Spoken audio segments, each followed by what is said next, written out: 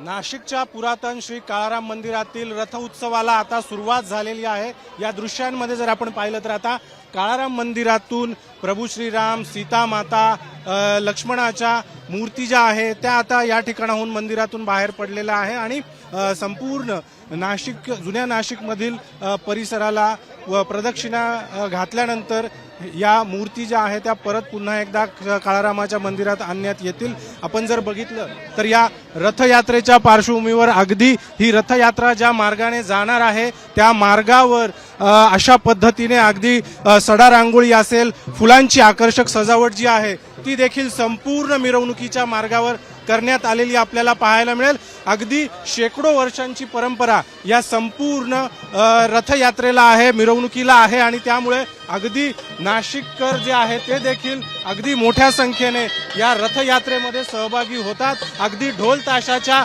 गजरामध्ये ही रथयात्रा जी आहे ती आता सुरू झालेली आहे आणि अशा पद्धतीने मिरवणूक मार्गावर आपण बघितलं तर फुलांची सजावट आहे, सडा रांगोळी देखील या ठिकाणी काढण्यात आलेली आहे आणि रथाचं जागोजागी स्वागत जे आहे ते अशाच पद्धतीने केलं जात आहे। आपण जर बघितलं तर अगदी प्रभू श्रीरामाचा जो रथ आहे त्याच्या आधी गरुडाचा रथ जो आहे तो निघतो आणि त्या गरुडाच्या रथामध्ये प्रभू श्रीरामाच्या पादुका ठेवण्यात आलेल्या असतात आणि त्याच्या मागे मग प्रभू श्रीरामाचा रथ असतो, त्यामध्ये प्रभू श्रीराम, सीता माता आणि लक्ष्मणाच्या ज्या मूर्ती आहेत त्या ठेवलेल्या असतात। आणि आता आपण या ठिकाणी बघितलं तर रथयात्रा आता सुरू झालेली आहे आणि संपूर्ण जुन्या नाशिकमधील नाशिक नगरीला प्रदक्षिणा घातल्यानंतर पुन्हा एकदा या मूर्ती ज्या आहेत त्या या ठिकाणी आणण्यात येतील। आपल्या सोबत जारी आहे त्यांच्याशी देखील बोलूया। दादा, शेकडो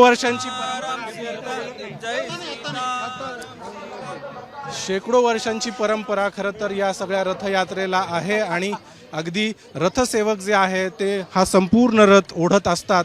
या दृश्यांमध्ये जर आपण बघितलं तर अशा पद्धतीने एक जो रथ आहे तो गरुडाचा रथ आहे, ज्याच्यावर समोरच्या बाजूला श्री गरुड विराजमान आहे, तो श्री गरुडाचा रथ आहे आणि त्याच्या दुसऱ्या बाजूला आपण जर बघितलं तर तो प्रभू श्रीरामाचा रथ आहे।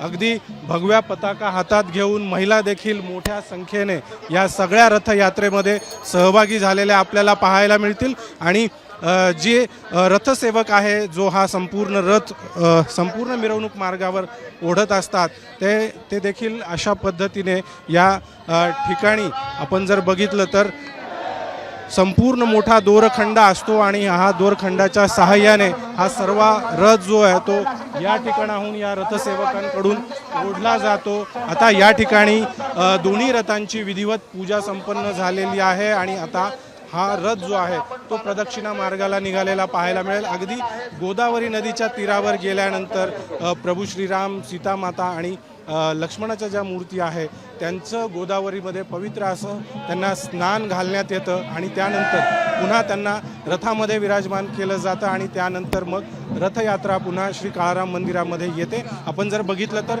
मोठ्या प्रमाणात गर्दी जी आहे ती या सगळ्या रथयात्रेसाठी झालेली आपल्याला पाहायला मिळते आणि त्यामुळे मिरवणूक मार्गावरील वाहतुकीत देखील मोठ्या प्रमाणात बदल करण्यात आलेले आहे। मिरवणूक मार्गावर येणारे जे रस्ते आहेत ते पोलिसांनी बॅरिकेटिंग लावून पूर्णपणे बंद केलेले आहेत आणि मिरवणुकीदरम्यान कुठलाही अनुचित प्रकार घडू नये यासाठी पोलिसांचा देखील मोठ्या प्रमाणात बंदोबस्त संपूर्ण मिरवणूक मार्गावर तैनात करण्यात आलेला पाहायला मिळतो। कॅमेरामन प्रवीण काळबांडेसह अभिजित सोनवणे, साम टीव्ही, नाशिक। देश विदेशातील प्रत्येक घडामोडींचे लाईव्ह अपडेट मिळवण्यासाठी आता साम टीव्हीच्या सर्व सोशल मीडिया प्लॅटफॉर्मला लाईक, फॉलो आणि सबस्क्राईब करा।